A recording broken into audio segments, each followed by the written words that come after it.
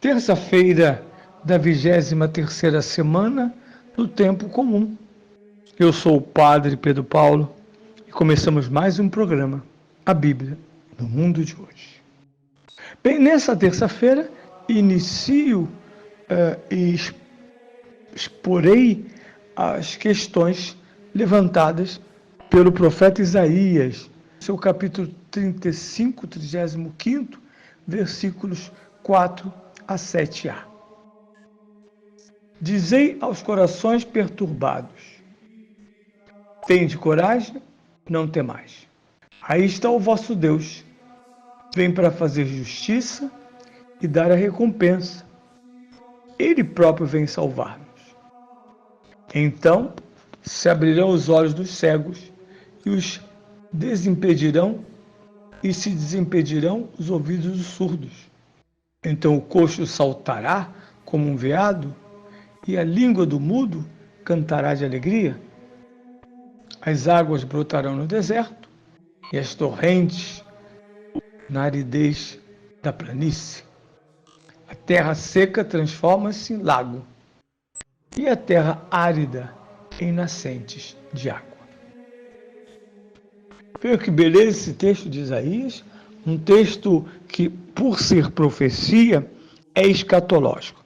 A profecia é uma seta apontada para o futuro de Deus, para o futuro enquanto é expressão da intervenção divina, do juízo, da correção e do banimento do mal e de seus agentes, o que lemos em todos os livros da Sagrada Escritura. Mas também tem uma linguagem apocalíptica. São eventos naturais de ruptura, de mudança, de desenvolvimento, de transformação. Em que contexto se colocam? No contexto da consolação. Há corações perturbados. Bem, se quisermos adivinhar as coisas, podemos fazê-lo ao nosso modo. Se quisermos entender a Escritura, o profeta Isaías, como outros, é o profeta do pré-exílio, o profeta do exílio e o profeta do pós-exílio. Portanto, ele vai enfrentar, inicialmente, dureza de coração, porque as profecias pré-exílio previam a conversão e a desnecessidade de um exílio. Mas Israel não ouviu. Israel ignorou. Israel continuou na injustiça. Conclusão, eclode o exílio. Invasão de Nabucodonosor da Babilônia. Depois, na terra do exílio, há várias reações. Revolta contra Deus. Nós temos esse hábito muito simpático de culpar a Deus pelas consequências dos nossos erros. Porque Deus deixa acontecer. Não, mas é assim que Israel faz. Como todos nós, às vezes. Depois, é uma fase de depressão, revolta. E, por fim, segundo passo, aprendizado sobre o pecado. Este conceito, este fenômeno, terá na teologia profética esmerada locução. Na verdade, os profetas sabem que não são fatos bélicos, que não são vicissitudes históricas, mas o que acontece na Babilônia é a experiência dramática da iniquidade humana diante de Deus, sobretudo quando essa iniquidade provém do próprio povo de Deus, do povo de Israel. Infidelidade à aliança. Pois bem, o pecado não é uma noção abstrata que alguém possa se livrar dela, porque o pecado vem, de certa maneira, fenomenalizado, se exprime como um fenômeno nas suas consequências. A separação de Deus, a existência depreciada do pecador, a tristeza profunda pelo exílio de Deus, que todos sairão do paraíso. Um estudo detalhado de Gênesis 3 nos ajuda a entender perfeitamente aquilo que os profetas estavam dizendo, insistindo, sair do pecado. Lá no exílio ele vai aprender que aquela reviravolta não é capricho de Deus, né? Deus não é uma figura vingativa no sentido que não entende imputar ao homem o próprio mal, simplesmente. Mas, não é, mas o mal aqui é pura decisão humana. Deus não tem nada a ver com o mal. Nada, coisa alguma. O mal surge porque o pecado se instaura, e nesse sentido o pecado não é a simples transgressão de uma norma, mas o pecado é a transgressão da própria origem. Deixo de ser perfeita imagem, semelhança de Deus. E isso eclode na minha relação com a criação, a idolatria, e nas minhas relações com Deus, a infidelidade, e as minhas relações com o outro, onde a fraternidade perde espaço para o mero jogo infeliz de egoísmo, de maltratar o outro, de não viver a sólida fraternidade da aliança. E é nesse sentido que aparece aqui a questão do pecado. Israel vai ser chamado a Shub, a penitência. Volta, Israel, volta. Volta sobre teus passos, mas na direção contrária.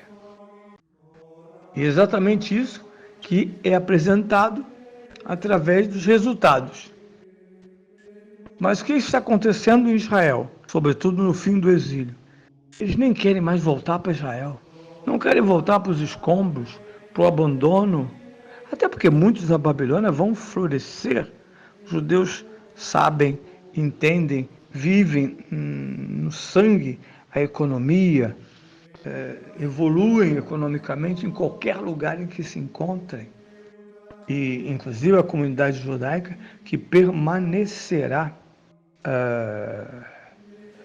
na Babilônia, uma comunidade rica e sólida, assim como aquela de Alexandria, vai produzir um texto maravilhoso que é o Talmud da Babilônia. Talmud é uma das muitas formas de comentários da tradição rabínica sobre a Sagrada Escritura. Pois bem, dito isso, tende coragem, não temais.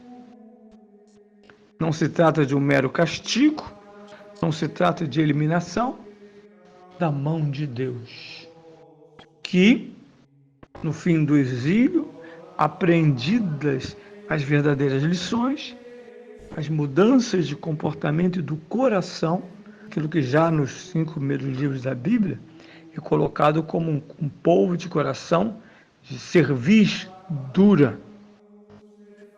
Hoje não fecheis o vosso coração, diz o Salmo 94, mas ouvi a voz do Senhor. Aparece então uma coisa muito bonita, que é a recompensa. Ora, na educação moderna, eu fico observando pais que, quando são obrigados, sobretudo por uma pressão externa, você está num restaurante, o filho está aos gritos. Chegou a um ponto que os comensais dizem, basta, nós somos obrigados a ouvir seu filho gritando. Resolva isso. Eles, muito constrangidos e até com raiva de quem reclamou, vão lá e tomam um gesto qualquer, totalmente inusitado com essa criança. Quando ela chora, eles ficam com pena.